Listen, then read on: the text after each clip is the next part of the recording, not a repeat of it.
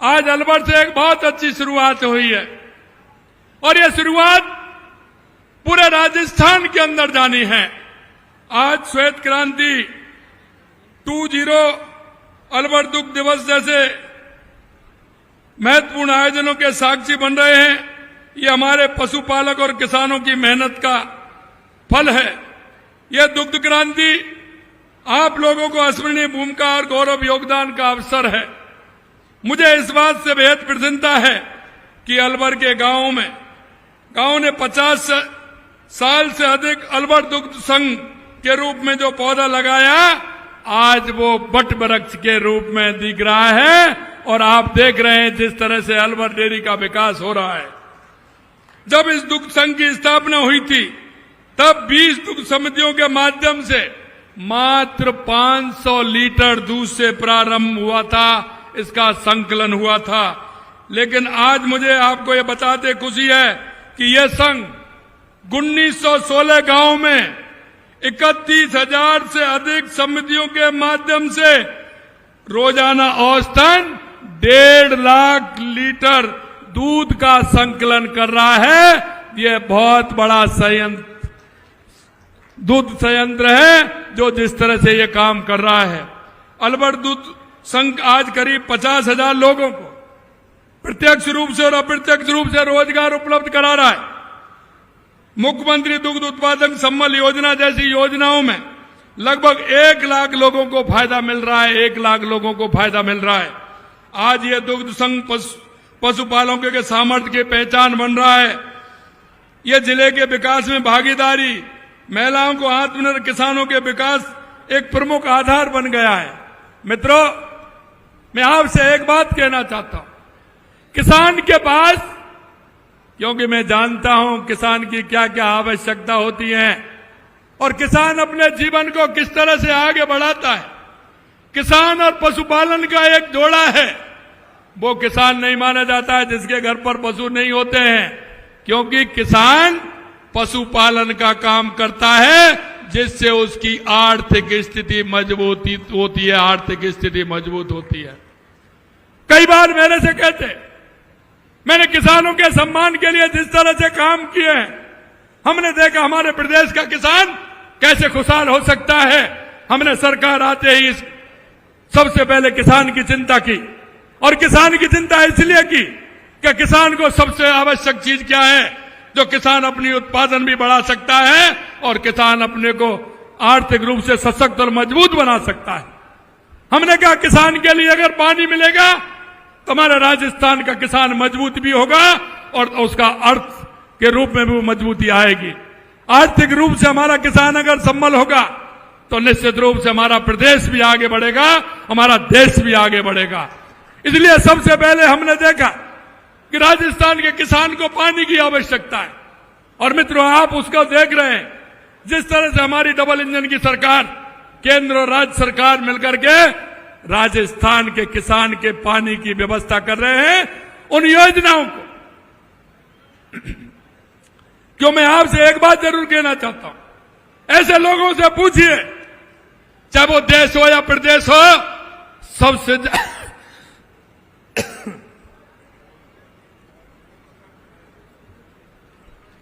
सबसे ज्यादा अगर इस देश के अंदर और प्रदेश के अंदर अगर राज किया है तो वो कांग्रेस के लोगों ने किया है। मैं आपसे यही कहना चाहता हूं, वो अपनी योजना बताएं। उन्होंने इस देश के अंदर, प्रदेश के अंदर क्या किया है, जरा अपना रोड मैप देख लें। हमने कहा कि हम हर साल जनता को, प्रदेश की जनता को हिसाब देंगे कि 1 साल के अंदर हमने क्या किया है, दूसरी साल के अंदर हमने क्या किया है, तीसरी साल के अंदर हमने क्या किया है।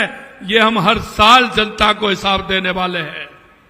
मैं आपसे इतना ही कहना चाहता हूं, हमारी ईआरसीपी की योजना हो, जो हमारे 17 जिलों की योजना है, आज आप देख रहे हैं 1 साल के अंदर देश के यशस्वी प्रधानमंत्री नरेंद्र मोदी जी ने 17 दिसंबर को उसका शिलान्यास किया और जिससे अलवर भी जुड़ा हुआ है, भरतपुर भी जुड़ा हुआ है।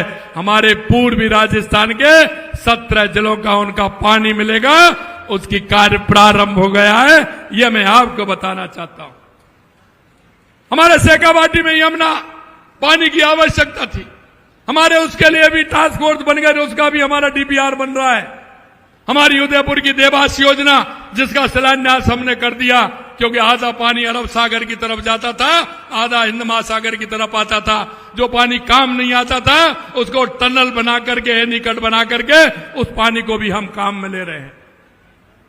हमारी बांसवाड़ा डूंगरपुर में महाई योजना, उसके माध्यम से भी हम हमारे पाली सिरोही तक पानी पहुंचाना चाहते हैं। इसके अलावा हमारी इंदिरा गांधी नहर और गंग नहर, जिसके लिए हमने 3400 करोड़ रुपए दिया है, जिसका पानी हमारा जैसलमेर तक जाता है। अगर हमारे राजस्थान के अंदर पानी होगा तो हमारे राजस्थान का किसान खुशहाल होगा। और हमने आपसे वायदा किया था कि किसानों को हमने आप लोगों के किसानों की सम्मान निधि देने का काम करेंगे। हम 6,000 से उसको 12,000 रुपए करेंगे। पहली साल में हमने 6,000 से 8,000 रुपए किया और अभी हमने 1,000 बढ़ा करके किसानों को 9,000 करने का काम किया है। उसके लिए हमने किसानों को इस साल हमने जो उनको अनुदान दिया है वो भी आप देख सकते हैं। हमारी ये योजना, एक एक योजना को अगर आप देखेंगे, किसानों के लिए आज गेहूं को आप देख सकते हैं। पूरे देश के अंदर अगर एमएसपी पर सबसे महंगा गेहूं खरीदा जा रहा है, अगर सबसे ज्यादा महंगा अगर देश में गेहूं है तो वो राजस्थान के अंदर है, राजस्थान के अंदर है। ये किसानों को हम फायदा देने के लिए जा रहे हैं। आप ये भी मानते हो कि किसान और पशुपालन का जोड़ा होता है। इसलिए आपने देखा होगा, क्योंकि मैं हमेशा कहता हूं किसान भाइयों से, जब एक दूसरे के घर जाते हैं, मामा के घर आते हैं, फूफा के घर जाते हैं, रिश्तेदारी में जाते हैं, तो एक ही बात पूछते हैं। पहली बात पूछते हैं, आपके यहां खेतीबाड़ी कैसी है? ये पूछते हैं कि नहीं पूछते? अगर जब रिश्तेदारी में जाते हो तो घर वहां जाकर के यही तो पूछते हैं, खेतीबाड़ी कैसी है? पूछते हैं कि नहीं पूछते? अरे बुजुर्ग बैठे हैं, वो बताइए, पूछते हैं ना। और दूसरी बात क्या पूछते हैं? आपके दूध पानी हो रहा है कि नहीं हो रहा है? अरे पूछते हैं कि नहीं पूछते हैं? अरे दूध बूध हो रहा है कि नहीं हो रहा है? मैं आपको यही कहना चाहता हूं कि हमारी माता बहनों के लिए हमने 1 लाख रुपए गौपालक क्रेडिट कार्ड के लिए दिया था, उसको बढ़ा करके हमने 1.5 लाख रुपए कर दिया, जिससे कोई भी किसान और कोई भी हमारी माता बहनें ऐसी नहीं हो कि जिसके घर में गाय या भैंस नहीं हो। ये हम समझते हैं। अगर किसी के घर गाय भैंस नहीं होगी तो वो कैसे अपना काम चलाएगा? एक बात और मैं बताना चाहता हूं, मेरी माता बहनें सुन लें जो मैं कहना जा रहा हूं।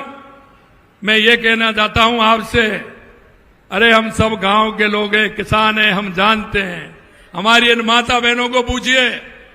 भाई साहब, मैं ये कहना चाहता हूं, इन माता बहनों को पूछिए, जब सुबह डेयरी पर दूध देने जाती हैं, क्योंकि आवश्यकता ऐसी होती है, ये गरीबी किसी को नहीं दे। मैं माता बहनों की स्थिति जानता हूं कि जब वे दूध डेयरी पर देने जाती हैं तो वो पूरी बाल्टी खला करके आती हैं और बच्चे को पानी डाल करके वो सफेद पानी से उसकी आपूर्ति करती हैं। लेकिन मैं आप चिंता मत करिए, क्योंकि आपका भाइयों किसान की तकलीफ को जानता हूं, मैं माता बहनों की तकलीफ को भी जानता हूं। इसलिए हमने आंगनवाड़ी केंद्र पर हमने पहले 3 दिन दूध किया था, अब उस नौनिहाल बच्चे को आंगनबाड़ी पर 5 दिन दूध मिले, इसकी भी व्यवस्था हमने की है, जिससे कि हमारी जो नौनिहाल है वो किसी भी तरह से कमजोर नहीं रहे, वो हष्ट-पुष्ट हो, उनको पूरा पोषण मिले, दूध मिले, जिससे कि वो उनकी स्थिति मजबूत हो।